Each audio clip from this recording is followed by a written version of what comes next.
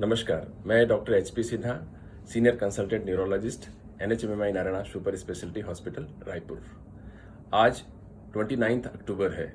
आज के दिन हर साल वर्ल्ड स्ट्रोक डे के रूप में मनाया जाता है।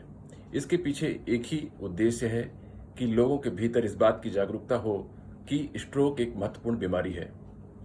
अभी हम देखते हैं कि अधिकांश लोगों को हार्ट अटैक के बारे में तो मालूम होता है, लेकिन ब्रेन स्ट्रोक या ब्रेन अटैक के बारे में जानकारी नहीं के बराबर होती है।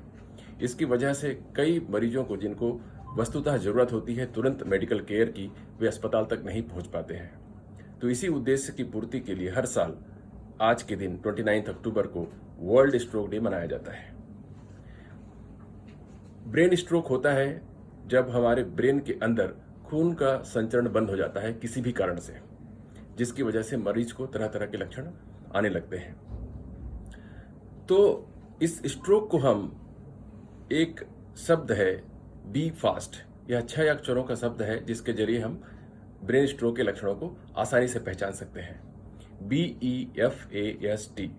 B stands for balance.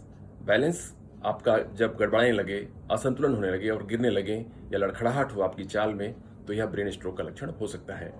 ई का मतलब है आई। अगर आंखों में धुंधलापन आने लगे या कोई वस्तु डबल डबल दिखाई पड़ने लगे तो समझना चाहिए कि यह ब्रेन स्ट्रोक का लक्षण हो सकता है। एफ अर्थात फेस। अगर फेस की पैरालिसिस हो जाए, फेस एक तरफ आपका डिविएट हो जाए या एक तरफ लटक जाए, तो यह भी ब्रेन स्ट्रोक का लक्षण हो सकता है। ए का अर्थ है आर्म। अगर आपके आर्म में वीकनेस आ जाए या कोई सुनपन आने लगे तो इसे समझना चाहिए कि यह भी ब्रेन स्ट्रोक का लक्षण हो सकता है। उसके बाद आता है यस। यस का मतलब है स्पीच।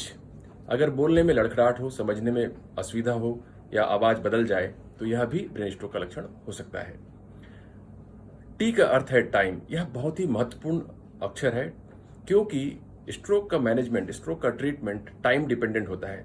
जितनी जल्दी उपचार शुरू हुआ उतनी ही अपाहिज होने की संभावना, उतनी ही मृत्यु की संभावना कम हो जाती है।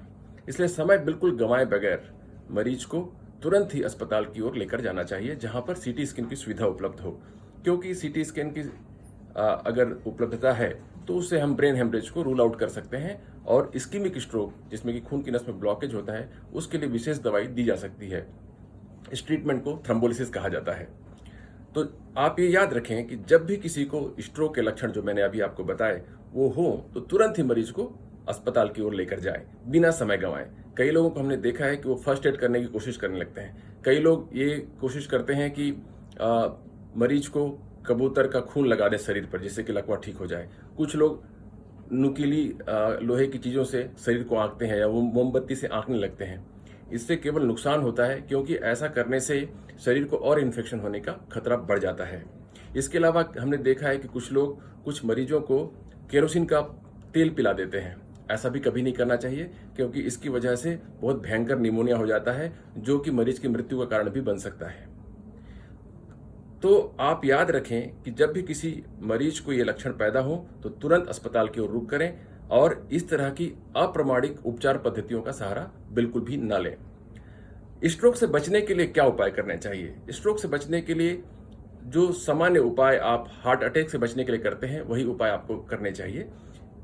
अगर आपको शुगर या बीपी है तो उसका नियमित रूप से उपचार कराएं, समय समय पर जांच कराएं और दवाइयां नियमित रूप से लेते रहें। इससे स्ट्रोक की संभावना काफी कम हो जाएगी। अगर आपका कोलेस्ट्रॉल अनियमित है, बढ़ा हुआ है, तो उसे भी ठीक करें दवाइयों के माध्यम से। इसके अतिरिक्त आपको अपनी सीडेंटरी लाइफ स्टाइल को कम करना चाहिए। आपको थोड़ा नियमित रूप से व्यायाम करना चाहिए, एक्सरसाइज करना चाहिए, योगा करना चाहिए। इसके अलावा अगर आपको कोई व्यसन हो, जैसे आप टोबैको लेते हो या अल्कोहल लेते हो, तो उसका सेवन जितनी जल्दी हो सके बंद कर लें या कम कर लें अगर छोड़ने में असुविधा हो रही हो तो, या फिर किसी साइकेट्रिस्ट की मदद लें नशा मुक्ति के लिए। और इसके अलावा सबसे महत्वपूर्ण है कि आप स्ट्रेस फ्री लाइफ जिएं।